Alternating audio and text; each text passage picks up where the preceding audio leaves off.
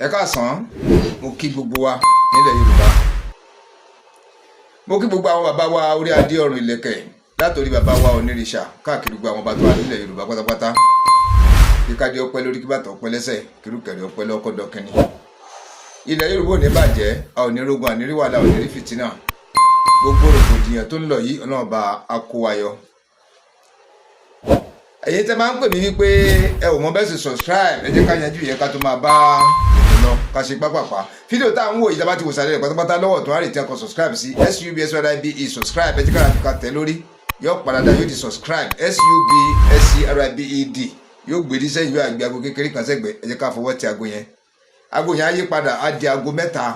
Ẹtẹ̀ tó wà lókè pátápátá tí a kúnnú rẹ̀ ní dúdú tàbí funfun wọn kọ AW ẹsẹ̀gbẹ̀ rẹ̀ òun ìbẹ̀ni ká tẹ̀ agba ìtanilólógó nìyẹn ní kété táwọn fúnra bá ti ń jáde tábà ti wà lórí live tàgbé ṣọ́ọ̀tì jáde ẹ̀yin ló máa jẹ́ ní àkọ́kọ́ tó kọ́ máa rí fúnra wa wò ẹ ṣé gan ilé wọn náà kò ní bàjẹ́.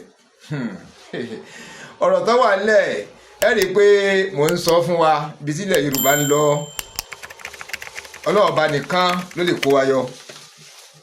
Ibi tí ilẹ̀ Yorùbá ń lọ Ọlọ́run nìkan ló lè ṣàánú fún wa nítorí wípé àwa ń rò pé àwa la ní orílẹ̀-èdè yìí ni. Àwọn ọmọ Yorùbá àwa ń wò wípé àjọ ní orílẹ̀-èdè yìí ni. Wípé orílẹ̀-èdè tá wà yìí, orílẹ̀-èdè Nàìjíríà tá wà yìí, pé àti Ìgbò àtàwùsá o àti mídùbẹ̀tì àti Yorùbá pàjọ ní papọ̀ ni. Gbẹ̀mí fi ń yé wa wípé àwa làwa ń rò bẹ́ẹ̀ àwa Yorùbá làwa ń rò bẹ́ẹ̀ yẹn. Àwọn òkè ọyẹ òró bẹ́ẹ̀ àwọn làwọn ní orílẹ̀-èdè ni.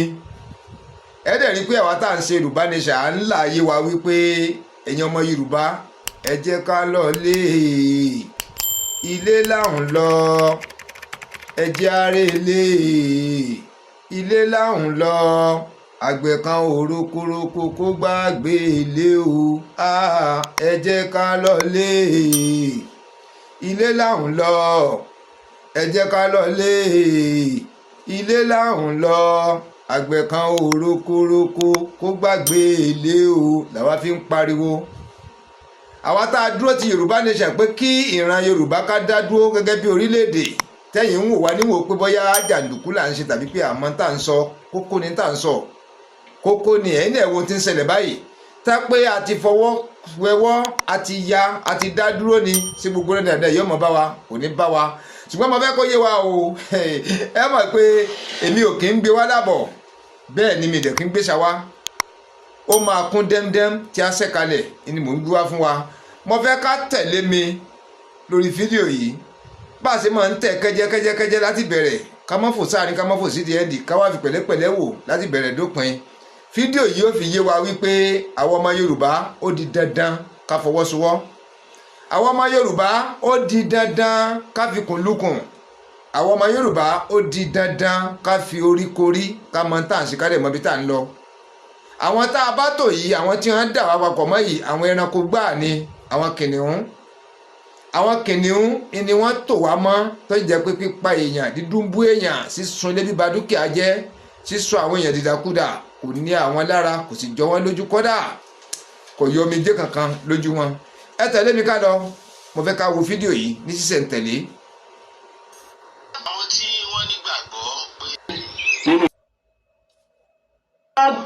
Àwọn tí wọ́n nígbàgbọ́ pé ìran àwọn ló ní orílẹ̀-èdè Nàìjíríà, àwọn ìran tí wọ́n ń pa àwọn ènìyàn ṣayọ̀ tí ìran wọn sì tún ń gbè lẹ́yìn wọn. Àwọn ìran yìí wọ́n ṣàdédé ṣe bẹ́ẹ̀ àfọ́fà ni níbi tí nǹkan tí ò yẹ kó ṣẹlẹ̀ bá ti ń ṣẹlẹ̀ ó máa wáyé bẹ́ẹ̀. Wàhálà gidi ni ó máa wáyé bẹ́ẹ̀. Lára nǹkan tó fa wàhálà fún wa tó mú ọ̀rọ̀ ẹ̀sìn tó mú di wàhálà pàápàá jùlọ àwọn tó ń pariwo wọ́n fẹ́ gbógun ti ẹ̀sìn kan ni. Torí tí ó bá jẹ́ pé orí èèyàn kò ná lé kò fapò kò yẹ kọjọ́rọ́ ẹ̀sìn ló máa dógun lẹ̀ nítorí pé ìran kan ẹ̀sìn kan kọ́ lọ́lọ́run mọ̀ nípa ẹ̀ gbogbo ohun tó wà láyé lọ́lọ́run mọ̀ nípa ẹ̀ tọ́lọ́run bá fẹ́ ká ṣẹ̀sìn kan kò ná ní nǹkan kan láti dá wa lẹ́lẹ́sìn kan tọ́lọ́run bá fẹ́ kí gbogbo wa jẹ́ Yorùbá kò ná ní nǹkan kan láti dá wa Yorùbá kó dá èdè kan fún wa ẹ má bìí ẹjẹ tó fi làǹgẹ̀ ọmọ Yorùbá gidi níbi tó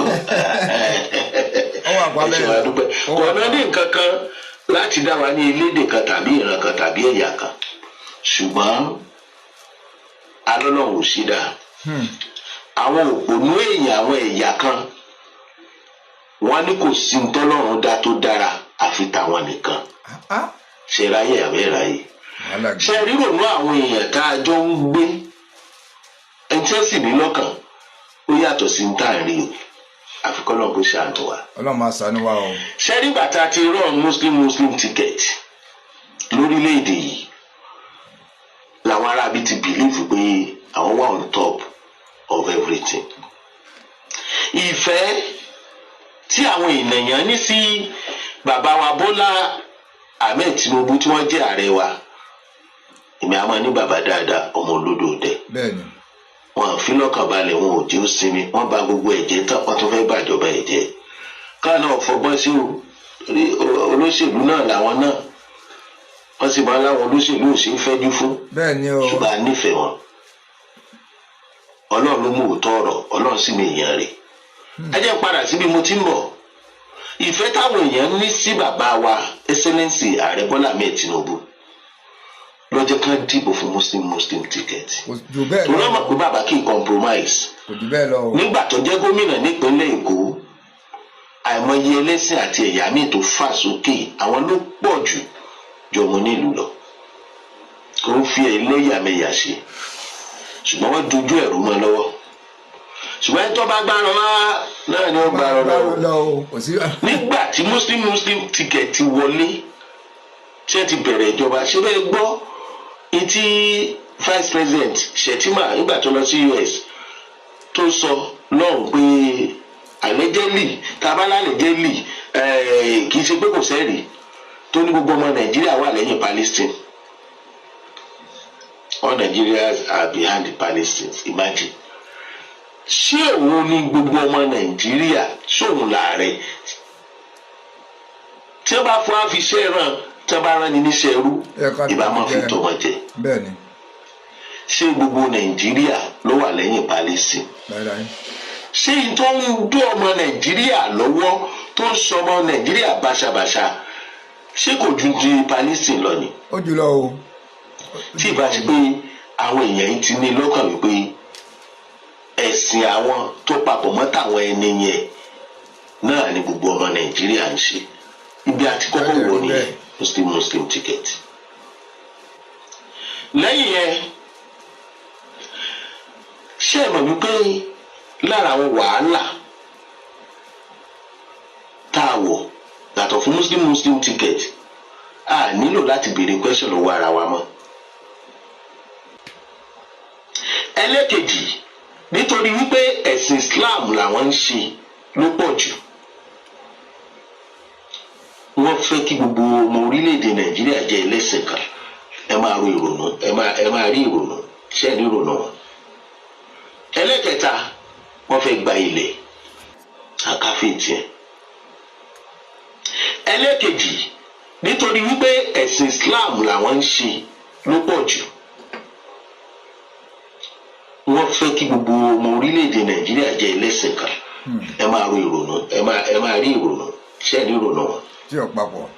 ẹlẹ́kẹta wọ́n fẹ́ gba ilẹ̀ pé àwa la ní Nàìjíríà ẹrú làwọn yòókù gẹ́gẹ́ bí etí bàbá wọn Usman Fodio tí wọ́n lọ fi sílẹ̀ nínú ìtàn allegedly orí bẹ́ẹ̀ kò rí bẹ́ẹ̀ pé àwọn ni wọ́n gbélé lọ́wọ́. ní gbogbo wàhálà yìí tí wọ́n á ṣẹlẹ̀ tó àwọn tó wá so wá pọ̀ gbogbo bí ẹ ṣe ń pààyàn tó yìí tó yẹ kí wọ́n sọ̀rọ̀ àgbọ̀n kankan lẹ́nu wọn àfìgbà tí Trump dìde pé wọ́n ń pa àwọn Kìrìsìtẹ́nì àfìgbà tí Trump dìde àgbọ̀n kankan lẹ́nu wọn. ìlàfíwọ́n sọ pé ṣe ló dàbí ìgbà tó jẹ́ pé láti ilẹ̀ pẹ̀pẹ̀ ní plan yẹn ti wà ń bẹ̀. ó ti pẹ́ o agenda yẹn ti pẹ́ o adúpẹ́ lọ́wọ́ ilẹ̀ Israẹli náà tẹ́ dìde. lóòótọ́ Kìrìsìtẹ́nì nìkan kọ́ ni wọ́n ń pa ṣùgbọ́n tájẹ̀tì wọn gangan orí Kìrìsìtẹ́nì ni wọ́n fẹ́ pa ẹ̀sìn Kìrìsìtẹ́nì hàn kí ló dé. wọn a máa so ẹran mọ́ran kíkan kan ọ̀kan pa àwọn ilé ti kan wọ́n ti kankan pa o wàhálà lẹ́ran tí wọ́n so mẹ́ra àwọn ilé yìí o torí pé àwọn fúnra ara wọn gangan ẹranko lọ́pọ̀lọpọ̀ wọn ìwà ẹranko ló wà nínú wọn kì í ṣe ìwà èèyàn ìwà ọ̀dájú ayé àti tọ̀run ẹlòmíì ò lè pé ikú débi pọ́ máa pa adìẹ ẹ wúrú àwọn tí wọ́n máa bá gbé ọmọ ọdún 5-6 yóò ju àdó olóró nínú ìran wọn àwọn obìnrin wọn tí wọ́n fẹ́ níyàwó ńlẹ̀ Yorùbá ń bí yóò yìnbọn yóò lòdù ọ̀tá àbọn ṣẹ́ni bá a ṣe nǹkan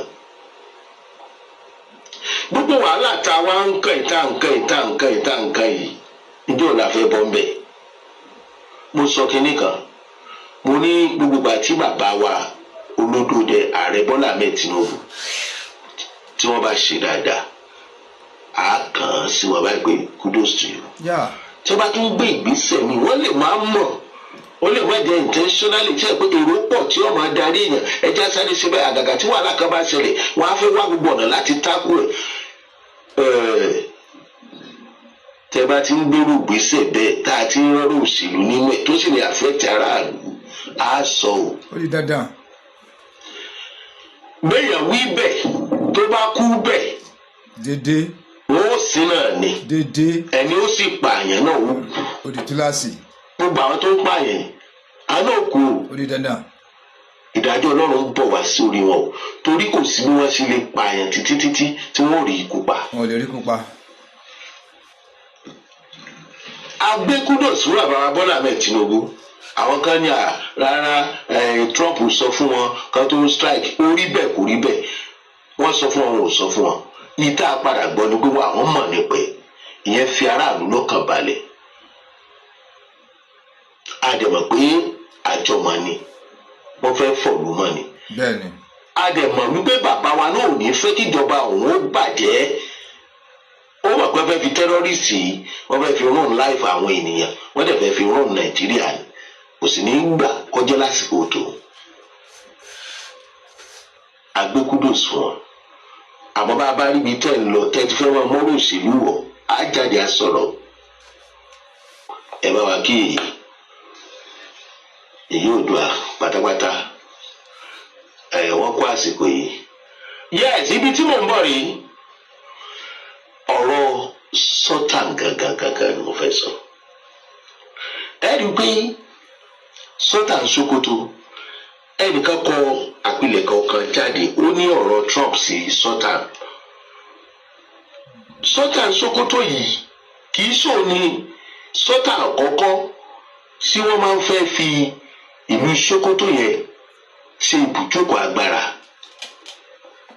ìdí tí mo ṣe gbé kudos fún bàbá Tinubu ń bẹ̀ yẹn àwọn kì í wà bias àwọn wà sentimental àdẹ fi sentiment sọ̀rọ̀ so màá sọ̀dí yẹn fún yín tẹ́ bá wò dáadáa ibùjókòó agbára ní north ní Sokoto ọmọ ọmọ látàyè Usman Fodio tó jẹ́ bàbá ilé yìí tó ti tẹ fún bí 50 years ń bẹ ẹ má gbàgbé wọn ṣọba aládé o olórí ẹ̀sìn ni ẹ̀míà o wọn á di olórí ìlú ṣùgbọ́n wọ́n á fi gbogbo àwọn ẹ̀míà bẹ́ẹ̀ ṣe pọ̀ tó yòókù wọ́n fi sábẹ́ ẹ̀míà Sokoto àwọn ni wọ́n ṣe fúnra wọn o àwọn ni wọ́n ṣe fúnra wọn mò ń wá àkọsílẹ̀ yẹn ni then eléyìí tó wà ń bẹ̀ ń sìn tó dákẹ́ tí ò sọ̀rọ̀ nígbà tí Trump wá ju àdó olóró sí Sokoto àwọn Trump àwọn òyìnbó àwọn Amẹ́ríkà wọ́n ti ṣe àwọn ìwádìí kan lórí ẹ̀ wípé ipa tó ń kó lórí ọ̀rọ̀ àwọn agbésùnmọ̀mí tipẹ́tipẹ́ ni wọ́n ti ń sọ. pàápàá jùlọ wọ́n ló jẹ́ ọ̀kan àlẹ́tẹ́lẹ̀ nínú àwọn sọ̀pọ́tà Boko Haram. wọ́n ní sójà ni ó ti retire as brigadier general kó tó wà lórí ipò tó wà yìí. His father, Usman Fodio, ruled for 50 years. Òun fúnra rẹ̀ ó bẹ̀rẹ̀ Nigeria Military Academy ní Kaduna ní 1977 2006 lórí ìtàyà gẹ́gẹ́ bí brigadier general kó tó wá di pé ó wá di ipò yẹn mú after 30 years ipò Southern Sokoto tó ti kúrò ní military kó tó wá di Southern. Ibi tá a lọ rèé tí n bá ní kí n kà á yóò gbà wá lákòókò tó pọ̀. Wọ́n ní bàbá wa Tinubu fúnra wọn wọ́n mọ irú èèyàn tó jẹ́ ni wọ́n fi ń fi ọgbọ́n dá àwọn program tí wọ́n ń ṣe yìí sílẹ̀. Ẹ kú kinní kan ẹ rí i pé agbára ti kúrò lórí ọ̀rọ̀ àwọn oṣù ìgbà wo la máa wẹ̀ ìgbà wo níyà agbára ti kúrò ní Sokoto lọ́dọ̀ Southern. Tẹ́lẹ̀ àwọn ẹ̀mí àìní máa ń sọ fún ìran Yorùbá ṣùgbọ́n àwọn mùsùlùmí ilẹ̀ Yorùbá ti kọ́. yà àwọn ti já sí i ń làwọn mufti ọ̀fẹ́ gbà ń làwọn mufti ìwọ ọ̀fẹ́ gbà. nígbà tí bàbá wa Bọ́lá Ahmed Tinubu ààrẹ ìdè ẹ rí i pé ọ̀pọ̀lọpọ̀ nǹkan ló ń yàtọ̀ Southern ò lẹ́nu bíi ti tẹ́lẹ̀ mọ́. Wọ́n mọ̀ pé tó lè dorílẹ̀-èdè Nàìjíríà tó pọ̀ jù ibẹ̀ ló ti wà. Ṣé wá ní Trump tó ju àdó olóró sí Sokoto táwọn kan ní ẹ̀sìn bí ibì kan ni wọ́n ti ń wá. Àṣírí tó wà níbẹ̀ ni pé wọ́n mọ̀ wípé ibi tó ti ń wájú nìyẹn. Ẹ má bínú wọ́n mọ̀ pé ibi tó ti ń wájú nìyẹn. Now tó bá wá rí bẹ́ẹ̀ kudos fún bàbá wa Tinubu láti bẹ̀rẹ̀ náà. The Yorùbá Muslims are no more taking instructions from the Sultan of Sokoto to dictate their Islamic calendar. Ìyẹn ìwọ náà máa sọ bí Islamic calendar ṣe rí fún àwọn ìran Yorùbá ìyẹn ti kúrò mbẹ̀. Wọ́n mọ̀ọ́mọ̀ fúnra wọn sí kọ̀mándà ẹlẹ́sìn Mùsùlùmí ní Sokoto and the spiritual supreme leader of over 100 million Nigerian Muslims. So that bí àwọn 100 million Muslim ìlú Nàìjíríà ó lè wà lábẹ́ wọn wọ́n á lè máa gbọ́ ohùn Sultan nìkan. Wọ́n ní wọ́n sì ti lo àwọn Fúlàní láti fi já ìjọba gbà lọ́pọ̀lọpọ̀ ọgbà fún àwọn traditional ruler council títí tí ààrẹ Bọ́lá Ahmed Tinubu fi dé. Wọ́n já ìjọba gbà pẹ̀lú agbára tí wọ́n ní. Wọ́n believe pé báwọn ṣe tó nílùú Sokoto yẹn. Now àwọn Amẹ́ríkà wọ́n trace ẹ̀ lọ síbi àwọn ẹ máa gbọ́ o. The Sultan of Sokoto should be worried more than any supporter of Boko Haram. He has been on the radar of CIA for a long time because of his connection with Islamic radical group in Afghanistan and Pakistan. Ẹ má jà sọ́jú báyìí lọ. Ìtàn tí wọ́n gbọ́ lẹ́nu bàbá ńlá bàbá wọn Mùsùlùmí Fodio fi hàn wípé àwọn làwọn ní Nàìjíríà. Tí àlẹ́jẹ́lẹ̀ tí àpilẹ̀kọ yìí bá jẹ́ òótọ́ irú ìyàwó ní Sultan. Wọ́n ti ń lo Sokoto gẹ́gẹ́ bí ibùdó agbára fún orílẹ̀-èdè Nàìjíríà tipẹ́. Wọ́n ti ń lo Sultan ipò Sultan gẹ́gẹ́ bí ibùjókòó agbára fún orílẹ̀-èdè yìí. Wọ́n ti lo ibùjókòó gẹ́gẹ́ bí olórí ẹ̀sìn Islam fún over 100 million àwọn ènìyàn tó jẹ́ Islam tipẹ́. Wọ́n sì ti ju bọ́ǹbù sínú igbó wọn. Wọ́n ò sọ̀rọ̀ wọ́n dákẹ́. Ṣé kò yẹ ká fura? Tó bá jẹ́ òótọ́ allegedly ní right up yìí. Tó bá jẹ́ lóòótọ́ ni wọ́n rí pé ó ti ń lọ́wọ́ sí àtìlẹ́yìn àwọn Islamic radical group ti Afghanistan àti Pakistan ti pẹ́. Tó sì jẹ́ olórí àwọn emir ní Sokoto. Tó sì jẹ́ olórí àwọn tó ń pàṣẹ ẹ̀sìn lórílẹ̀-èdè Nàìjíríà fún Islam. Kí ló yẹ ká ṣe? Ní ọdún tí ìtumọ̀ wúrò rèé the Nigeria Academy Kaduna in 1977 tó sì fi retire 2006 kó tó gorí ipò Sultan yìí ni wọ́n ti ń sọ pé wọ́n ti ń sọ ọ́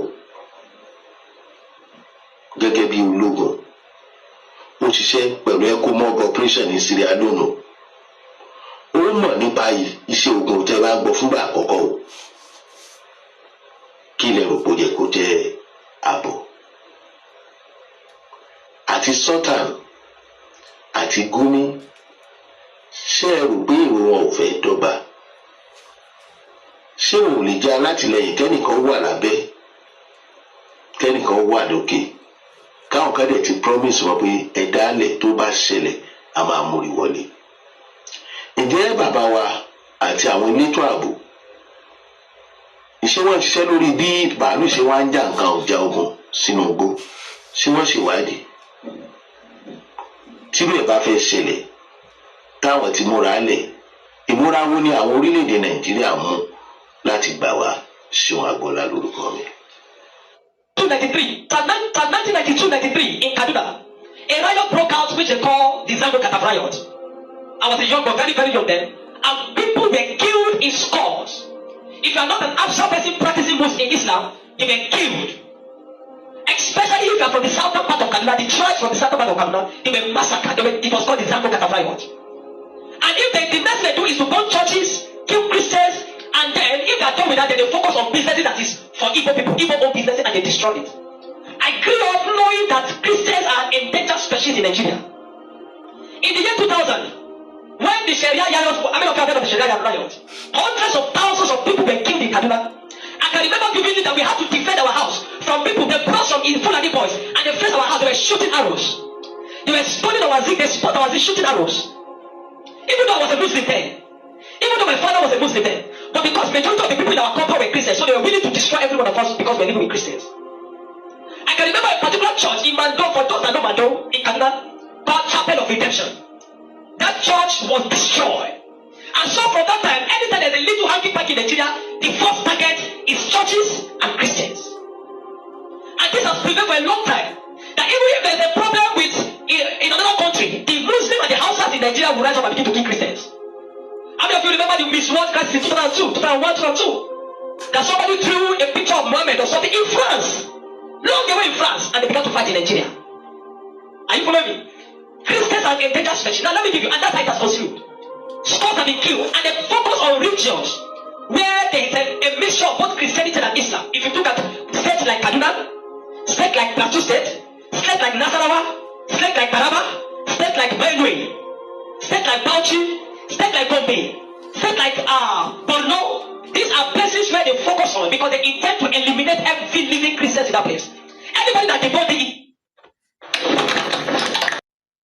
and live in the north. I've spent 80 to 80% of my life in the north, so I understand this thing. Several times, I cannot forget the Sharia law. We were running for our lives. Even though we were Muslims, we were still running because as far as you are not of the ethnic group practicing what they practice, you are a victim. You can be born alive. Many of us saw human beings that were born alive, like roasted like yam. And it has been going on for a long time. The genocide against the Christian faith. Are you with me? Many years ago, in Kano State, a man was beheaded. And anything they talk about, he said blasphemy. And guess who was the person that led it? The man called Sanusi Lamido Sanusi was the one that led the mob, and they beheaded him, they killed the woman. They killed him and they put his hand on the stake and they were using it to parade the city. You will understand of a woman also that is an evangelist. An evangelist Eunice that was preaching about 2016 or 18 in Abuja. And they killed her. We cannot talk about a young girl called Deborah Samuel that was killed. I stood in church, and for years, the people of Plateau have been massacred. Riot pregnant every single time. The word that the moment anything happens, the next people that are victims are Christians. And it is unfortunate that all this year the government have not been able to do anything about it. But the agenda is deep. Are you with me this morning? Why am I saying? Because I don't want us to be ignorant people. If we are ignorant people, they will control the narrative. And this days, let me tell you this truth. God will not come and fight for you. Remove that thing from your mind. If Christians don't rise up, pray from that to tomorrow. God is not coming to fight for you. Are you with me? Now, in the year 2009, Boko Haram started. Boko Haram started because of a section, it was a political movement. They created Boko Haram as a political box to bring confusion into the government of Goodluck Jonathan. And to be able to, destroy any opposition, starting from Borno State, under the watch of a man called Kashim Shettima, which is now the vice president of Nigeria. Kashim Shettima and the other man, Ali Mohammed Sharif. These were the people that started the business of Boko Haram as a political talks to be able to oppose them of their opponents. But after a time, the ideology grew and they began to destroy. Now, it became a problem and they began to use it to destroy bombing here and there. In 2009, 2010. As of 2010, a man led a meeting in church. Are you with me? He led a meeting that they were going to annihilate Christians within the locality of Plateau, Bauchi, Kaduna, and Nasarawa. And he said they are going to perform jihad. They will preach jihad and they will go to Peter. If the Islamic leaders are not willing to lead them, he is ready to lead the movement. I have the minute of that meeting in my phone presently. Guess who is that person? It's a Pantami that was the former minister of communication under Fulani's regime. And several times, these are people that have terrorist sympathizers. And that is why the Nigerian army are not able to win the war against terrorism. Because people have, the terrorists have infiltrated the Nigerian ranks, the army ranks, so they cannot win the war. They said Osama bin Laden was a better Muslim than he. He was sad when Osama bin Laden was killed. And he has said it several times that Boko Haram should not be killed. He said they are Muslim brothers. How do you win a war against terrorism? When there are people high in government that are sympathizers to terrorism, how do you win that war? Now, there are 4 categories of insecurity or people that are causing insecurity. Number 1, you have Boko Haram. Number 2, you have bandits. Number 3, you have Fulani herdsmen. Now I'm going to show you how they are connected. Many people don't know. The Boko Haram and the Fulani herdsmen have one mission. The mission is simple: Islamize Nigeria. Come to a territory that is Christian dominated, kill everybody there, occupy their land. Go to Benin, look for a community, kill them there, occupy their land. That is always me. Boko Haram and the Fulani herdsmen. Have you noticed? The Fulani herdsmen they don't kidnap, they kill. There's hardly a place you hear the Fulani herdsmen capture. Then they say these are Fulani herdsmen. No, when they go, they kill. How do they kill? They kill with guns. You must now ask yourself, how does the Fulani man get AK-47? Do you know the cost of one AK-47? One AK-47 is over $1,000 something. Where will a Fulani man be able to obtain to be able to get one AK-47? Are you with me? And now, so you know that there are people that are sponsoring this movement. Then the Boko Haram and the Fulani men, they go about Christian-dominated areas. You understand that when this terrorism started in Nigeria, that only people that were killed were Christian churches. You will not hear that they kill anyone. It is Christians and churches. I remember in Kaduna then that churches began to look for security men to guide their churches in every service. Otherwise, you can be in church and then the next is boom, everybody dies. And churches that don't have money to hire soldiers began to use some of their members. I was a member of the security team in my church in Deeper Life in Kaduna in 2010. Because we don't stay in the church. Once I come to the church in the morning, we stay outside, moving around patrolling, because anybody can come and drop anything. So when Boko Haram started, the majority of Muslims, the Hausa, northern Muslims, the Hausa, they were happy. I know people that were celebrating it. If you see them crying today, I'll tell you why. At the initial beginning of this thing, they were happy celebrating the killings of Christians. They said they are purging Nigeria of army. It was mainly on Christians and Christian-dominated areas. But when it comes to 2014, the man Buhari and APC that wanted to overthrow the government of Jonathan, by all means, decided to employ mercenaries from Niger, from Chad, from all those Fulani, from other African nations where they're from, and they brought them into Nigeria. What was the goal? The goal was that if Jonathan does not concede defeat in the election, they were going to rain hell on Nigeria. So they brought in these mercenaries and they equipped them with rifles, the L5s, the Buharis. Are you with me? The L5, the Buharis. Every one of these people called APC, they brought in mercenaries and armed them in the bushes and told them to wait. The moment Jonathan did not concede defeat in the election, they were going to start. But unfortunately for them, Goodluck knew of the assignment.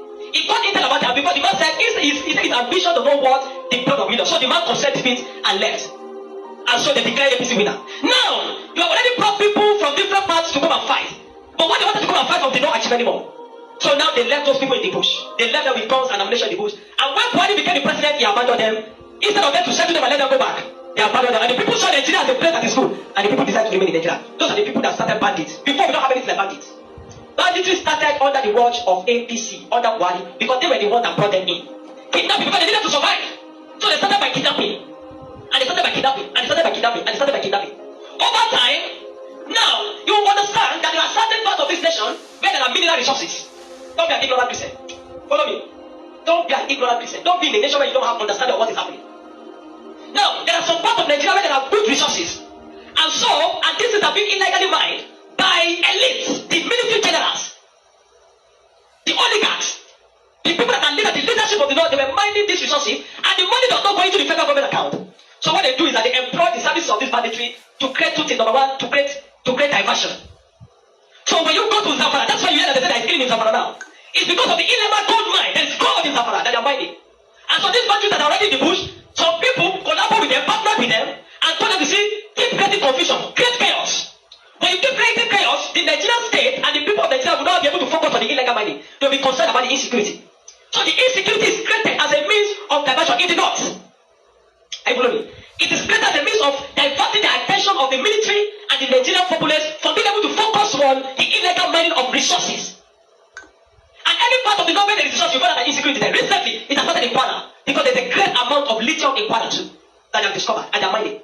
So they partner with the Chinese because the people that do this illegal mining are the Chinese. They partner with the Chinese to be able to show the bandits became the security men of the Chinese and all those people to protect them. So that while they're mining, they can begin to cause chaos. Because while the people are mining and they're causing chaos, they're kidnapping, nobody will be able to focus on what the Chinese are doing and those illegal mining. Every single day, this one I'm telling you, they are mining in those places. And they will take it to an airfield in the bush and fly it out of Nigeria. They are making billions of dollars from it every day. While people are being killed. That's why you now hear that Muslims are saying that they are killing Muslims too. What you have, it is what Buhari created. The APC level administration created. The banditry they created. It's what is affecting the north now. Because the people they brought to come and kill Nigeria in 2015 did not succeed because good Lord relinquished power to them. And now the people have become thugs. They have become tools to be used in the hand of men that are using them to secure their illegal gold mines. And that's why you kill them too. That's why you hear that they say they are killing Muslims. Now, the Christian persecution and genocide has been there. So you find that the other part, the Muslim and the Fulani keep going around killing in all those parts.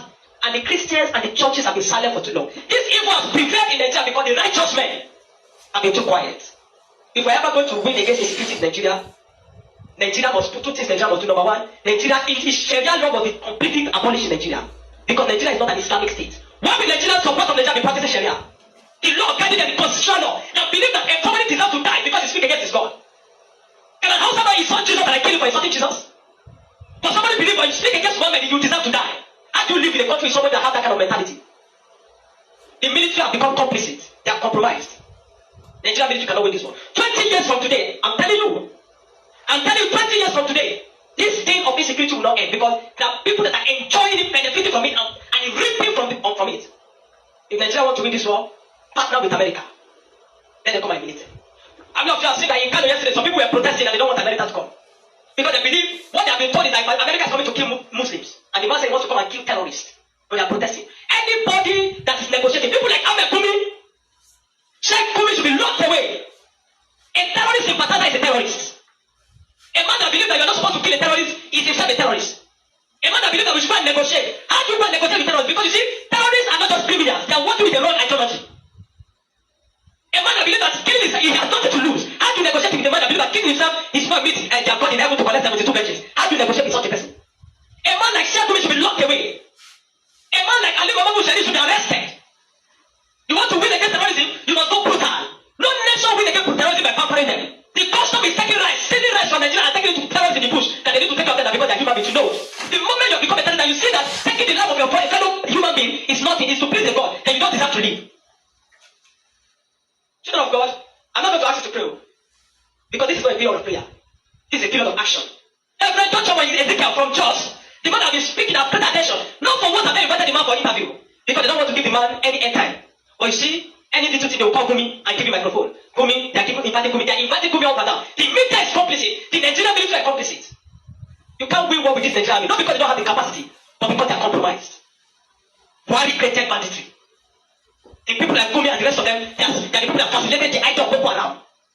And today, some of them are your leaders in government. Some of them, most of them are moving free. Not one have been arrested. Kabiru Sokoto that bombed Nyanyan in 2011. When they rearrested him, guess where they caught him? In the house of Shetima in Abuja. What is he doing in the house of Shetima if Shetima doesn't know him? But today, Shetima is your vice president. How do you win a war where terrorists are rolling you? Where terrorists in Patata are moving around? This is not a period to say we are praying. No! This is a period of wisdom. This is a period of action. Churches in the south have no idea. They see they are causing churches with empty them. They don't know what it means to be in the north. They don't know what it means to be running for life. That every Sunday in the church in Kaduna, when the senator for everyone is praying with one eye open, because you don't know God might go up at any time in the church. The Nigerian church must rise up. There's an agenda. And if you read the minutes of that meeting, it was led by Isa Batami, you will not believe it. I have a recording of his messages. When some people say, why will they be killing their people? He said, why will they be killing these Muslim brothers? Referring to Boko Haram as their Muslim brothers. How do you win with such people in government? And that guy was a minister under Buhari for 8 years. Do you know what I'm telling you this morning? You are in Nigeria. If you are not aware of what is happening around you, in a short time, one day your calamity will just come. You will not know how. Are you with me?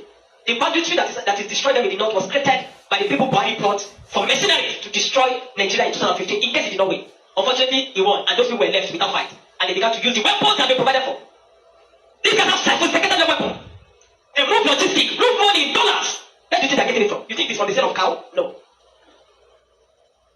The Bible says, watch and pray. We have been praying. This is the time to do what? To watch. So 1992, they want you to, they won't carry this country, make it become their own. Then they come and say, they Fulani too. Now then they get Nachi. Fulani nationality movement. Now them attempted to assassinate me. They wanted to kill me. Now only God helped me that day. I tell you, these people say Nigeria, now the only country where belongs to them. They don't write them. I have documents to show this. I don't send them to president. I don't send them to police. I don't send them to DSS. These people say, look, nothing will stop them because they wanted this revolution in 1800 and they could not achieve it by Osman Danfodio. But now they must take over. That they have the money, they have the power, they have the weapons, and they have everything. So this time they must take over. And Fulani people don't talk, say, look, they want you to, they won't carry this country, make it become their own. Then they come and say, they Fulani too. Now then they get Nachi. Fulani nationality movement. Now them attempted to assassinate me. They wanted to kill me. Now only God helped me that day. I tell you, these people say Nigeria, now the only country where belongs to them. They don't write them. I have documents to show this. I don't send them to president. I don't send them to police. I don't send them to DSS.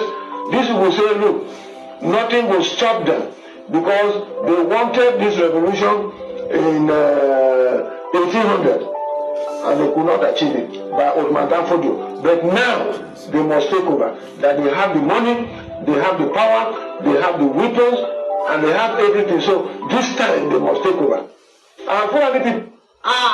Nítorí pé a ti dákẹ́ jù tẹ́lẹ̀ ọmọ Yorùbá pàápàá jùlọ àwọn ọmọ Yorùbá tó jẹ́ ọmọ ìlú Ìlọrin a tún ti rí a sì tún ti gbọ́ àwọn ète àwọn ará bíi láti sọ ojú ìlú Ìlọrin di ti Fúlàní pátápátá wọn àti ẹ̀fẹ́ kéégún àwọn ọmọ onílẹ̀ ọmọ onílùú sẹ́ńbẹ̀ mọ́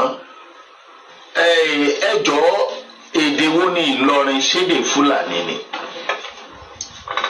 tí kì bá ṣe èdè Fúlàní tí ọ̀pọ̀lọpọ̀ ìlú wà lábẹ́ Kwara ṣé Fúlàní tó ní àwọn tẹ ìlú Ìlọrin tó lónìí ṣòótọ́ ni ìtàn sọ nípa ìtàn rèé o kò yẹ ká yọ ìtàn kúrò nínú ẹ̀kọ́ táwọn ọmọ iléèwé ń kọ́ lórílẹ̀‐èdè Nàìjíríà pàápàá jùlọ nílẹ̀ Yorùbá ó yẹ kó ní kálukú mọ ibi tó ń lọ ó yẹ kó ní kálukú mọ ibi tó ti ń bọ̀ àti ibi tó ti ṣẹ̀ wá káwọn ọmọ àlè kankan mọ̀ wá sọ wípé ìran àwọn ló tẹ̀lú onílùú dó irú èyí tó ń ṣẹlẹ̀ nílùú Ìlọrin a gbọ́ ìwé ìròyìn gbé pé àwọn ọmọ Yorùbá tó wà nípínlẹ̀ Kwara pàápàá jùlọ nílùú Ìlọrin ti yarí lórí kíni wọ́n ti ń jí a ti sùn tẹ́lẹ̀ ṣùgbọ́n mọ́fòkò bàbá mi dáná ọjọ́ kan lèèyàn ń kọ́ kì í ṣe tógun o èmi ọmọ ó lè jẹ́ tógun ó lè jẹ́ pẹ̀lú àdúrà ó sì lè jẹ́ pẹ̀lú mi ọ̀gbà tí ẹ bá wà lórí ẹ̀tọ́ tí ò ṣe jàgídíjàgan ẹnu la fi sọ ìdí la fi jókòó nígbà tí wàhálà bá fẹ́ ṣẹlẹ̀ níbì kan ọ̀rọ̀ ló ń bẹ̀rẹ̀ tí ó bá tún parí ọ̀rọ̀ wọn ò fi parí ẹ̀ ọ̀rẹ́dì àwọn Fúlàní wọ́n gbà pé àwọn làwọn nílùú Ìlọrin ṣe mọ̀ pé Ìlọrin ni capital Kwara State ó dàbí Àbújá tí àwọn northerners ní bó ṣe jẹ́ olúùlú Nàìjíríà yẹn àwọn làwọn ní gbogbo Nàìjíríà Èkó ní kọ́kọ́ ń bá fà tẹ́lẹ̀ nígbà tó jólú ìlú nígbà ọjà wọn ní no man's land ni báwọn ọmọ Èkó bá gbà problem tiwọn nìyẹn. ṣùgbọ́n tá à ń sọ ni pé lóòótọ́ ọ̀dàlẹ̀ wà ní ìran Yorùbá tó pọ̀ ṣùgbọ́n àwọn máa lè tí wọn ò fẹ́ kílẹ̀ Yorùbá rójú alálẹ̀ ó mú wọn àwọn ọmọ ọkọ náà ti ń dìde bó ti wọlé kó rí gbogbo wa ò lè jọ máa lè tán. wọ́n ti ń ṣèjì fèsì ìlú Ìlọrin ẹ má gbàgbé wípé nígbà mo rántí bàbá yìí Brigadier General Bámgbóyè ni gómìnà ológun mọ́yá ọmọ ológun orí omi ń gbà yẹn ni wọ́n dá government house yìí ti ìpínlẹ̀ Kwara ni wọ́n dálẹ̀ wọ́n pè ní Kwara State Government House. bí ọgbọ́n wọ́n sọ di kí ni wọ́n sọ dà yẹ o ó dàbí pé wọ́n sọ di wọ́n change symbol yẹn wọ́n yí kúrò wọ́n sọ di Ahmadu Bello Government House nílùú Ìlọrin nípínlẹ̀ Kwara. Ahmadu Bello kì í ṣe pé ìjọba ò lè ṣe fúnra ẹ̀ ibi tó bá wù jọba ló lè forúkọ rán àtẹ̀yà sí ṣùgbọ́n ta làwọn consult wọ́n ń dọwọ́ ta ló sọ di Ahmadu Bello tó bá jẹ́ pé wọ́n sọ di àwọn tó dá sílẹ̀ bíi Brigadier General Bámgbóyè yẹn ní ṣe bí ìbásàn ọ̀dà oyè ọba ìlú Ìlọrin wọ́n sọ di Emir of Ìlọrin kò lè sí ṣé Yorùbá wo ló fẹ́ sọ pé òun Olú of Ìlọrin ní ìsìn tí wọn ò ní dá wàhálà lẹ̀ lórí nǹkan oní nǹkan. ẹ̀yin ọmọ Yorùbá kì í ṣe pé à ń sọ wípé kájà ṣùgbọ́n àlìgbẹ̀tọ́ wa padà láwọn ọ̀nà kan lórí pé mi ò gbà mọ́ fi lọ̀ mí. Emir Ìlọrin ti dúró ìyẹn ni pé ọba Fúlàní ló wà nílùú Ìlọrin. báwo ni Ìlọrin ṣe jẹ́ ti Fúlàní ṣédè Fúlàní ní Ìlọrin ṣèlú Fúlàní ní Ìlọrin ara ìwà alọ́nilọ́wọ́gbà tá à ń sọ rèé tí ò fi ẹ̀ka gbàgbé ìtàn bóò ní Ìlọrin ṣe jẹ́ mò ń bọ̀ mbẹ́ o. ṣùgbọ́n bàbá ti rántí ìtàn ìlú Ìlọrin ẹjá máa sọ fún wa wípé ìwé ìròyìn tún gbé wípé wọ́n fẹ́ sọ yunifásitì ìlú Ìlọrin ìyẹn uni Ìlọrin wọ́n tún gbèrò láti sọ di ti Sheikh Alimi University Sheikh Alimi University Alimi tó kógun jà Àfọ̀njá wọ́n lórúkọ Àfọ̀njá láti sọ di yunifásitì nítorí báwọn ni wọ́n jọba ìlú Ìlọrin ọmọ Yorùbá ẹ̀ sùn ni ṣùgbọ́n àwọn ọmọ Yorùbá kan ti dìde ẹgbẹ́ yẹn KSCM ni wọ́n pè wọ́n olórí wọn ti kọ lẹ́tà jáde pé àwọn ò gbà kò jọ àwọn Kwara State something ṣá kò jọ o àwọn fórọ̀mù kan ni ó dàbí ẹni pé ìran Yorùbá ti ń jí pàápàá jùlọ nílùú Ìlọrin àdúrà tá à ń gbà ní wípé káwọn ọba tí wọ́n ń fẹ́ Fúlàní kán mọ̀ tó kógun tó ja Ìlọrin kán mọ̀ fi ja ìlú wọn torí pé wọn mọ bẹ́ẹ̀ ṣe ń pera wọn wọlé nígbà tí wọ́n bá padà pọkọ tán wọ́n ti ń fi wọ́n tọrọ fáwọn ọba wa kì í ṣe pé wọ́n kàn fọmọ wọn tọrọ fún Yorùbá kódà ẹlòmíín lè fìyàwó ẹ̀ ńlẹ̀ nù wọn nítorí kíni nítorí tí wọ́n fẹ́ kí ni ó sì fẹ́ wọ́n fẹ́ gba ilẹ̀ wọ́n fẹ́ gba ìlú ẹjọ́ kí ni túmọ̀ Sheikh Alimi University nínú ìlú Ìlọrin wọ́n ń ṣe bó ti wù wọ́n ń dọwọ́ wú ṣé ká níjọba abẹ náà ń gbàbọ̀dè àbí ká sọ wípé wọ́n jọ mọ́ àbí ká sọ pé Fúlàní ni wọ́n àbí ká sọ pé kò sọmọ Yorùbá nílùú Ìlọrin mọ́ ìyẹn ni Kwara State Government House ṣe di Ahmadu Bello Government House nínú ìlú Ìlọrin kí nípa Ahmadu Bello nílùú Ìlọrin kápítà ìpínlẹ̀ Kwara nílùú Ìlọrin wọ́n fẹ́ dominate wọ́n bá ti tẹ kápítà kí ló ṣẹ́kù tó bá yá wọ́n padà sọ pé ọmọ Yorùbá tí Yorùbá ní indigenous blood ti traces ti Fulani kò lè lọ sí uni Ìlọrin tí wọ́n fẹ́ sọ di Sheikh Alimi University. Ṣó máa wáyé bẹ́ẹ̀ ṣé ẹ máa gbà kó wáyé bẹ́ẹ̀ ṣó yẹ kó rí bẹ́ẹ̀ ìbéèrè ni tó bá yẹ kó rí bẹ́ẹ̀ all and good tí ò bá yẹ kó rí bẹ́ẹ̀ ìgbésẹ̀ ni ṣùgbọ́n ká mọ̀ fàjà gídíjàgan ká fẹ́lẹ̀ kébò sí kálí rẹ ní báwájú wọ́n fòkò mí dáná ìjọ kan lè yàn kọ́ fáǹfààní àwọn ọmọ tí ò mọ̀ tán Sheikh Alimi tí wọ́n fẹ́ forúkọ ẹ̀ sọ yunifásitì uni Ìlọrin tó jẹ́ ti gbogbo èèyàn tó jẹ́ ti stéètì tó jẹ́ pé kì í ṣe ìrankan ẹ̀yà kan ló wà nínú stéètì yẹn wọ́n fẹ́ bójú ẹ̀yà yòókù jẹ́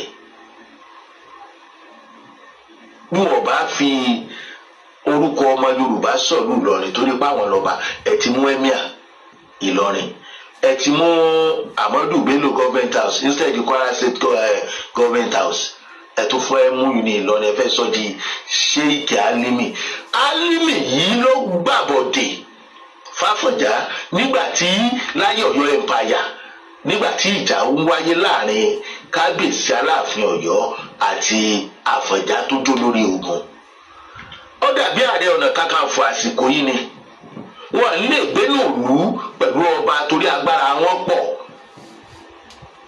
tá bá ń sọ agbára ọ̀wọ̀ táwọn èèyàn ń fọ́ba ni wọ́n máa ń fún wọn kò wá ní sí àtọ̀ láàrin ọba àti olórógun inú igbó ẹ̀yìn ìlú ni wọ́n máa ń múlé sí tẹ́ Àfọ̀njá fi di ẹni tó lọ tẹ̀lú Ìlọrin tó egbò ní ká máa fèrú gbàbùkún ṣé àwọn tí wọ́n jọ pè wá ní nǹkan kan náà lélẹ́yìí tí wọ́n dẹ̀ mọ òótọ́ ṣùgbọ́n nítorí èrò ọkàn wọn àwọn tí ò ní human feelings wọn à ní ẹ̀jẹ̀ ènìyàn lára àfẹ̀jẹ̀ màálù àwọn ní ẹni kájọ máa tọwọ́ bàwó kájọ máa jẹun nínú ìfẹ́ kan ṣoṣo ṣáwọn yẹn nífẹ̀ẹ́ ṣáwọn tó ń pè nífẹ̀ẹ́ àwọn tẹ̀mí ẹ̀yìn ọ̀jọ́ lójú lẹ́yìn ìgbà tíjà wá wáyé láàrin Àfọ̀njá tó tẹ̀lú Ìlọrin tó nítorí pé kò lè gbé pẹ̀lú kábíyèsí nílùú Ọ̀yọ́ empire àgbà yẹn tí wọ́n gbógun ti Àfọ̀njá táwọn ọmọ ogun ẹ̀kan gbàbòdè ló nílò ọmọ ogun ibi tó wà tá Alimi ti mọ́ra nìyẹn Alimi tó jẹ́ Fúlàní àrán wa létí ni Alimi bá ja ogun yẹn ó bá gbógun ti àwọn ọmọ ìyá ẹ̀ torí ọmọ ìyá ẹ̀ ní Ọ̀yọ́ empire lẹ́yìn ìgbà tán ṣẹ́gun tán ní wọ́n ní kó fòkó nìṣó kẹ́ ẹ lè mọ̀ pọ́ dàlẹ̀ làwọn aráabí tẹ́ni kájọ máa ṣe bẹ́ẹ̀ ṣe pa Àfọ̀njá nìyí o àwọn tó gbèjẹ iná padà pa la fi sọ fún gbogbo ẹ̀yin tẹ́ ń fún wọn nílẹ̀ tẹ́ ń talẹ̀ fún wọn wọn ni wọ́n padà pa yín tọmọtọmọ tẹbitẹbi taratara gbogbo ẹ̀yin tẹ́ ń kó màálù lé wọn lọ́wọ́ ẹ̀wọ́ wọn lẹ̀mí yín máa padà bọ́ sí gbogbo ẹ̀yin tẹ́ ń kó AK-47 lé wọn lọ́wọ́ ẹ̀yin ni wọ́n fi padà ṣekú pa tẹbitẹbi taratara yín torí ẹ̀ mọ̀ wọ́n ni láìpẹ́ wọ́n mú àwọn darandaran wọn pẹ̀lú AK-47 lẹ́yìn ìgbàjọ tí ìjọba ti sọ pé kó kálukú kó nǹkan jẹ ogun ẹ̀ lẹ̀ kí ni darandaran ń ṣe pẹ̀lú AK-47 kí ló fi ń sọ erin ní àbí kìnìún àbẹ́kùn ló ń mú kiri torí tó bá fẹ́ ṣe léṣe màálù tẹ́jọ gbédè ara wọn nítorí káwọn àgbẹ̀ ọmọ bá a sọ̀rọ̀ tí wọ́n bá ń fi màálù tí oko wọn wọn kó àdá wọn kó dà sàǹdà AK-47 tí ò sí lọ́wọ́ àwọn ológun mò ń sọ Àmọ̀tẹ́kùn ò tí ì lo ìbọn tó wà lọ́wọ́ àwọn darandaran bá a ṣe ń sọ lọ́wọ́lọ́wọ́ ìpẹ̀lú gudugudu méjì jàyà mẹ́fà tí ń ṣe wọn àpúfù ẹ̀ àwọn tí wọn wà àpúfù tí wọn dẹ̀ ní nǹkan kan ṣe pẹ̀lú àbòlú àwọn yẹn ń gbé AK-47 káàkiri ṣe fi ń jí àwọn aráàlú gbé wọ́n turn to bandit kidnappers wọ́n tún fẹ́ gba uni Ìlọrin tó jẹ́ ti state uni Ìlọrin tó jẹ́ gbogbo Ìlọrin lónìí gbogbo ìpínlẹ̀ Kwara lónìí wọ́n fẹ́ sọ di Sheikh Alimi University allegedly ṣùgbọ́n wo ìròyìn gbé pé àwọn ọmọ Kwara láwọn gbá ọmọ Ìlọrin lájọjọ́ Yorùbá bẹ ní láyé tó bá jẹ́ òótọ́ ni ẹ̀yà tètè sọ fún ọkàn bá ṣe igi mú ẹlẹ́dẹ̀ tí wọ́n gbà tán púpọ̀ àti ti jáde. ó yẹ ká ọ̀rọ̀ àmọ́ ti igi mú ẹlẹ́dẹ̀ yẹn bọ́ síta díẹ̀díẹ̀ ni kí gbogbo ara rẹ̀ wọ́n má bàa wọ̀ gbà. ìtàn ṣe pàtàkì nínú ẹ̀kọ́. àwọn tó mú láwọn darandaran wọn nípínlẹ̀ Kwara wọn ò sọ̀rọ̀ lé lórí àgbọ̀n kankan lẹ́nu ẹ̀mí Ìlọrin àgbọ̀n kankan nígbà tí wọ́n sọ wípé ká má kó Fúlàní sínú àwọn security team nípínlẹ̀ Kwara ó dàbí ẹni pé àwọn èèyàn ètí wọn ṣe bẹ́ẹ̀ padà gbọ́ nǹkan ṣe gbogbo nǹkan kó ní ẹ lọ́wọ́ ebi ẹ padà fi sọ ìjọba lẹ́nu kí ni ẹ fi ṣe níbo ni ẹ ti mú wọn ibo ni ẹnìkan máa sọ bóyá fẹ́ lọ máa jiyàn gbígbó mi pẹ̀lú irinṣẹ́ tíjọba kó lé wọn lọ́wọ́ ẹ mọ̀ wá wọn díẹ̀díẹ̀ ẹ mọ̀ bóyá wọ́n ṣe é bá gbé àbí wọn ò ṣe é bá gbé bóyá wọ́n ṣe é bá tò àbí wọn ò ṣe é bá tò àwọn ọmọ Yorùbá ti fárígá fún ẹ̀mí ìlú Ìlọrin kí ni pati Sheikh Alimi kó tí orúkọ rẹ̀ fi yẹ kó jẹ́ orúkọ yunifásitì uni Ìlọrin ọ̀dàlẹ̀ apààyàn akógunjọmọ onílẹ̀ ní orí ilẹ̀ yẹn náà tí wàá fẹ́ rí traces ọmọ Yorùbá mọ́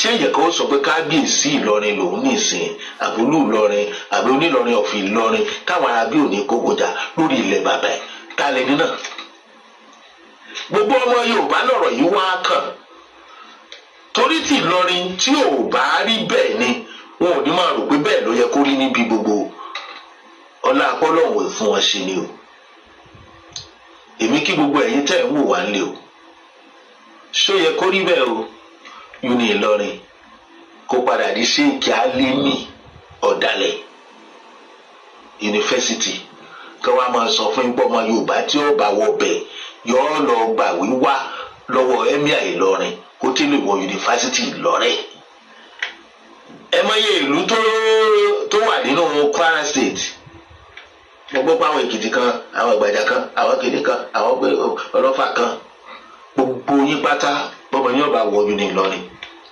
kódà bí wọ́n bá mú ọmọ látẹ̀kọ́ sí uni Ìlọrin yóò lọ gba lẹ́tà yóò lọ forí balẹ̀ lọ́dọ̀ Emir ìlú Ìlọrin ṣé kan sọ di Sheikh Alimi University ṣé wọn gbọ́dọ̀ lórúkọ tèmi. Sheikh Gumi son is in Nigerian military currently and his father is leaving this footprint on this country as a well-known personnel and his son is in Nigerian military. What do you expect the son to do? Is it not to take the footprint of his father because Sheikh Gumi took the footprint of his father? Sheikh Gumi is dressing his son, as you can see on this video, dressing his son in Nigerian military. What do you think? Sheikh Gumi son is in Nigerian military currently and his father is leaving this footprint on this country as a well-known personnel and his son is in Nigerian military. What do you expect the son to do? Is it not to take the footprint of his father because Sheikh Gumi took the footprint of his father?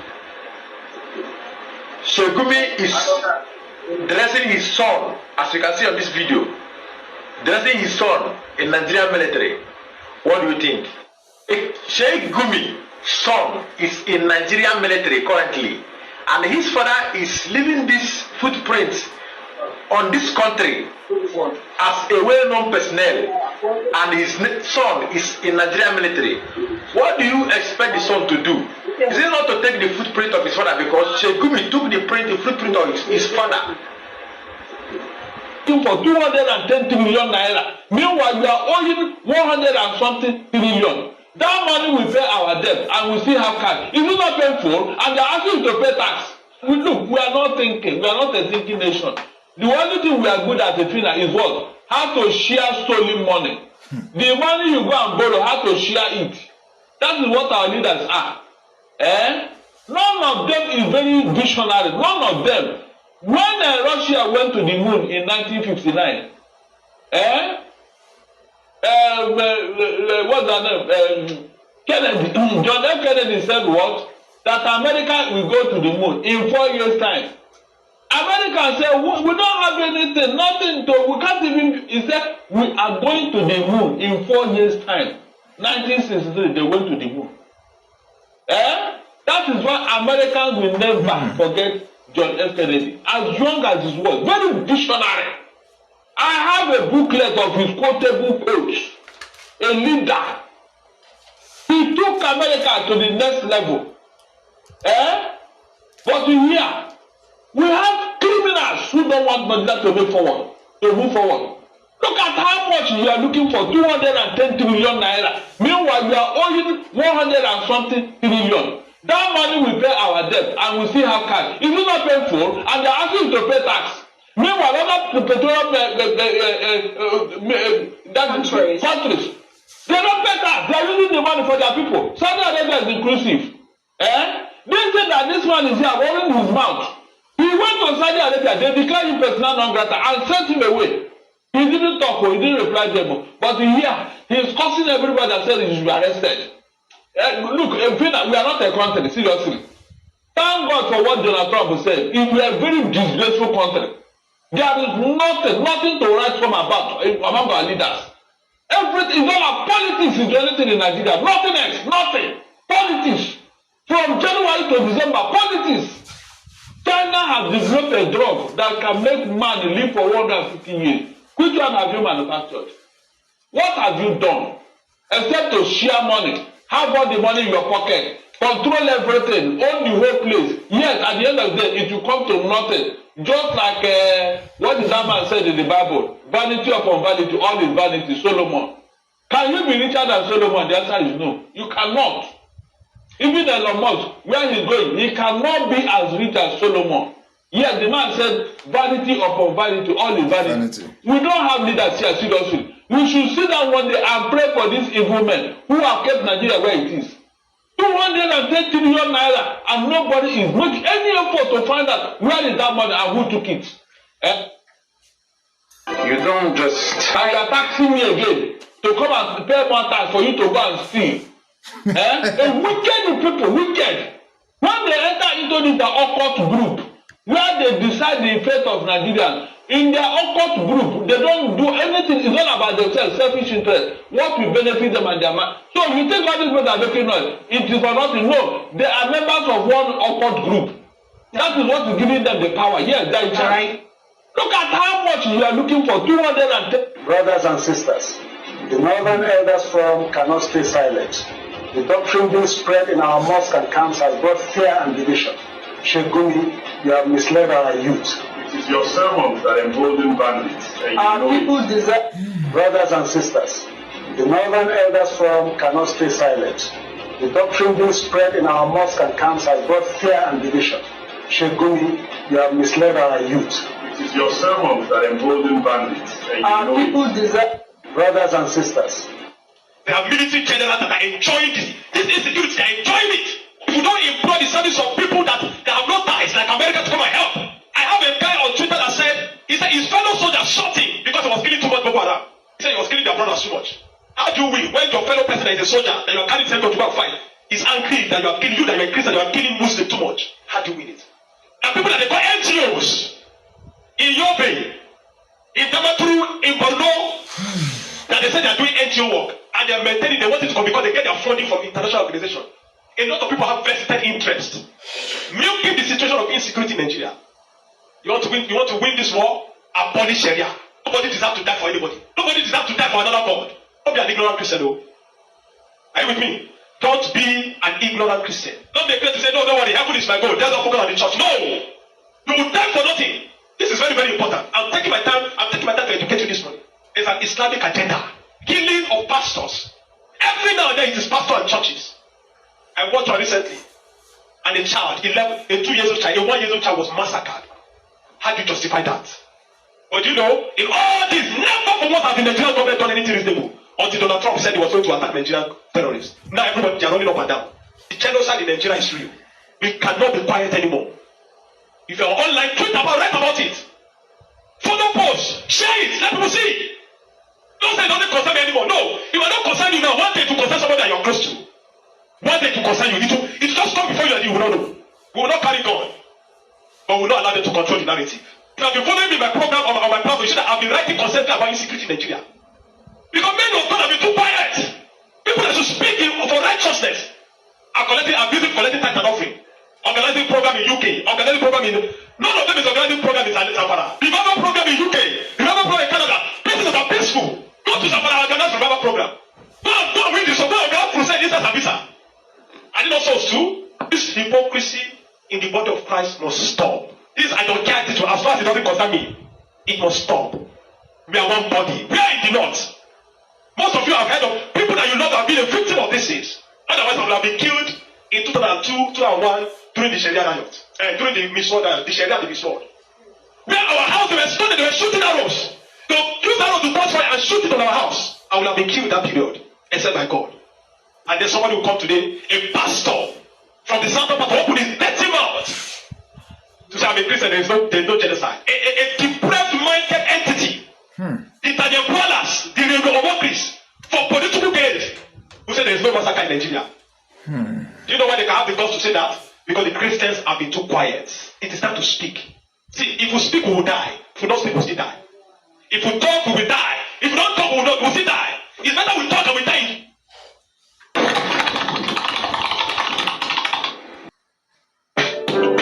And die in error. They don't give us understanding. There are military generals that are enjoying this insecurity. They are enjoying it. If you don't employ the service of people that have no ties, like America, to come and help.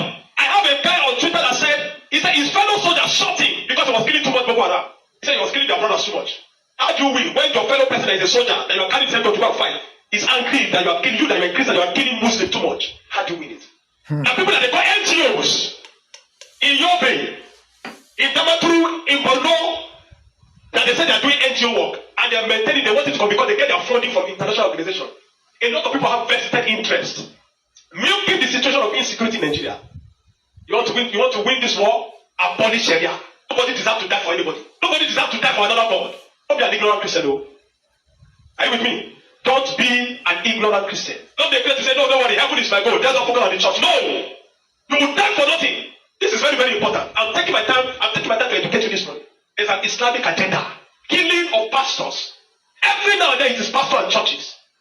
I watched one recently, and a 2-year-old child, a 1-year-old child was massacred. How do you justify that? But you know, in all this, never for once has the Nigerian government done anything reasonable until Donald Trump said he was going to attack Nigerian terrorists. Now everybody are running up and down. The genocide in Nigeria is real. We cannot be quiet anymore. If you're online, tweet about, write about it. Follow posts, share it, let people see. Don't say it doesn't concern me anymore. No, it will not concern you now. One day to concern somebody that you're close to. One day to concern you. It just come before you and you will not know. We will not carry God. But we will not allow them to control the narrative. If you have been following me in my program on my platform, you should have been writing constantly about insecurity in Nigeria. Because men of God have been too quiet. People that should speak for righteousness are abusing collecting tithe and offering. Organizing program in UK, organizing program in none of them is organizing program in Zamfara. Revival program in UK, revival program in Canada. Places that are peaceful. Go to Zamfara and organize revival program. Go and win this. Go and organize crusade inside Sambisa. And it also too, this hypocrisy in the body of Christ must stop. This I don't care this as far as it doesn't concern me. It must stop. We are one body. We are in the north. Most of you have heard of people that you know that have been a victim of these things. Otherwise, I would have been killed in 2002, 2001 during the Sharia riot. During the Sharia the sword. Where our house, they were stoned, they were shooting arrows. They use arrows to cross fire and shoot it on our house. I would have been killed that period, except by God.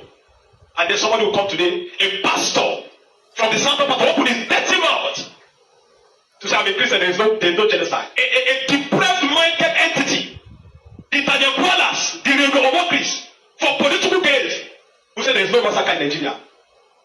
Do you know why they can have the guts to say that? Because the Christians have been too quiet. It is time to speak. See, if we speak, we will die. If we don't speak, we will still die. If we talk, we will die. If we don't talk, we will still die. It's better we talk and we die in truth than to be silent and die in error. They don't give us understanding. Agbekoya, orúkọ tèmi ni Commandant Ọlá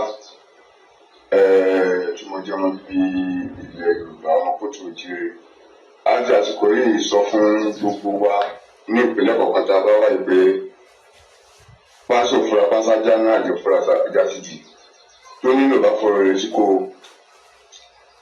ní gbogbo ibi tí a gbọ́dọ̀ láti gáàdì lọ́wọ́lọ́wọ́ táwa yìí ṣẹ́rí gbogbo àwọn tí láti ògèrè wọnú Mòwe láti Mòwe padà sí Lótò láti Lótò tó fi wọnú inú gbósòrò inú Fákàlẹ̀ wọnú Ìṣàgámù padà wọ́n ti sọ̀rọ̀ àdìbẹ̀yẹn tó jẹ́ sẹ́ni wípé ó ti kọjá bí a ti rò. Àwọn ìlú ìdẹ̀rẹ̀ lè àwọn ò kì í jájọ sán o lérò pé tábàmù ìyá wọn tábàmù kínní wọn wọ́n lè ti wà pẹ̀lú wa àtijọ́ ní àtijọ́ mu ní báyìí àtijọ́ mu báyìí. So èyí jẹ́ àkọ́kọ́. Ẹlẹ́ẹ̀kejì gbogbo àwọn tí a wà ní Ìbàdàn náà tá a wà ní Ìbàdàn láti inú ìkìlórúkọ Amúlòkó láti Amúlòkó tó fi wọnú tó fi lọ sí Dùgbẹ̀ Ẹlẹ́sẹ̀ Irin àti ọjà Ọlọ́ndá gbogbo bẹ̀yẹn wọ́n ti sọ̀rọ̀ àǹdí ibẹ̀ pátápátá wọ́n ti kọ́ńkà bẹ̀yẹn tó yẹ pé wọ́n á pẹ̀lú fún amúnéṣàn gidi ló wà níbẹ̀ láti ká kúrò níbi bẹ̀yẹn ká lọ sí ká padà sí Adébáyọ̀ láti Adébáyọ̀ yẹn tó fi wọnú Ìjẹ̀bú Àwà níbi ọjà mọ́mú yẹn gbogbo onígbó tí kì yẹn pátápátá àwọn bandits wọ́n ti kọ́ńkà bẹ̀ ká tó wá padà sí ṣáìdì ọ̀rọ̀dọ̀ wa ní Ògìjò níbí báyìí ní Ogun State láti Ògìjò gbogbo àwọn tó ń ṣe bólàbólà ní ibi bẹ̀ torí ẹ̀ la fi sọ pé gbogbo ẹ̀yin jẹ́ community kọ̀ọ̀kan ó yẹ kẹ́ ti máa ṣe meeting ẹ ní àwọn security mẹ́rin sìn ó yẹ kẹ́ ti wà bẹ́ẹ̀ ti máa rú wọn lágbára bẹ́ẹ̀ ti máa wádìí kan fún wọn kí wọ́n máa pàrẹ́jì kó máa wà níbẹ̀ always gbogbo yín ẹ̀rú àkọ́kọ́ mi ó ti yé tó bá àwọn pípù yìí wọn gba eré wá ẹni tó bá mú tó ń bẹ lọ́wọ́ wọn kò ní kó sí ẹni gbára kó ń fojú rí dípò pé yóò fi ti gbọ́ gbogbo ẹ̀ lábí fi àsìkò yìí lábí fi sọ fún gbogbo àwọn yẹn á lè wà lágbègbè kan ká tún mọ gbàgbà ká gbé gbèbè ó bàjẹ́ wọ́n lè fi àsìkò yìí mo fi kí gbogbo ẹ̀yà ẹlẹ́gbẹ́ mi nínú àgbọ̀ pátápátá lágbára lọ́wọ́ Ọlọ́run ògùn nìkan jẹ́ wá wẹ̀ àjálọ́ ti yí mi àwọn ọmọ jagun àjàyè ni lágbára lọ́wọ́ Olódùmarè mi ní láyé àwọn ìta ogun àìnípadà dé kò ní gbọ́ títí wa torí ògùn kan kì í lo ogun àìnípadà dé ogun ìjagun àìnípadà dé lágbára lọ́wọ́ Olódùmarè ilẹ̀ ògbà yóò pè wá o kò ní gbé ọ̀dàlẹ̀ ire o. ẹni ìgbà ẹ̀sìn ló ń bọ̀ wọ́n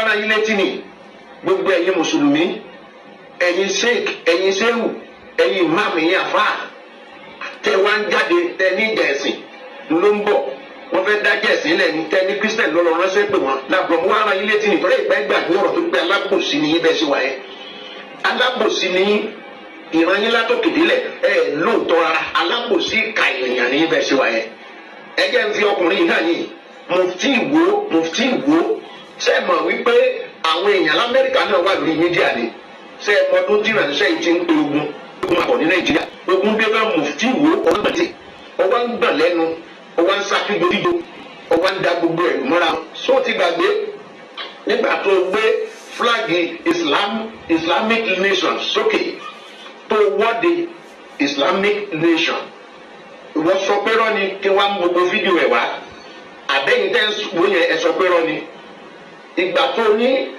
ẹ̀fẹ́ Yorùbá nation pé Islamic nation lẹ́fẹ́ Muslim country lẹ́fẹ́ ó gbé flag ẹ̀ sókè ó pa àwọn èèyàn ẹjọ́ sì wọ́de apariwo wọ́n ṣe bí aláìgbọ́ gbogbo àwọn àgbà mùsùlùmí wà mẹ́ẹ̀ wọn ọ̀dà ọlẹ́kùn wọn ń tì ọ́ lẹ́yìn àtọ́ba àti ìjòyè nílùú wo wọn ń tì ọ́ lẹ́yìn ó tún fò fẹ̀rẹ̀ ó ṣe gàdà ẹ tún gbé àwọn kan wá láti Arab bsmen ni wọ́n ní bí Boko Haram ní ìgbà tá a rí tá a challenge yín ẹni wọ́n wá gbẹ́ kànga ni ẹni wọ́n ń ṣèrántí òkú ìyá wọn wọ́n wá gbẹ́ kànga gbogbo ẹ̀ ló ní fídíò gbogbo ẹ̀ ló lákọsílẹ̀ lákòókò tí àwọn èèyàn ń pa àwọn èèyàn lọ́wọ́ lẹ́gbàá wọn lálejò tẹ ẹni wọ́n wá gbẹ́ kànga ni. Government funds the terrorists. That's where they get their sophisticated weapons from. That's why the bandits target more of government-inclined groups, such as the vulnerable students. So that when they are kidnapped, the government will pay ransom. The ransoms are used for weapons. Government funds the terrorists. That's where they get their sophisticated weapons from. That's why the bandits target more of government-inclined groups. Tinubu is more focused on 2027 than facing and addressing issues in the country. Tinubu don't care, he is there to do business. So far, he is catching out. Kidnapping and banditry will continue to be the best jobs because we have a president who is incompetent and careless. Look at all the governors decamping, not because they want to rule well, but because they are cowards and unworthy to be in government. Look at Wiki, worldwide recognized election ringer. That's the minister of Abuja.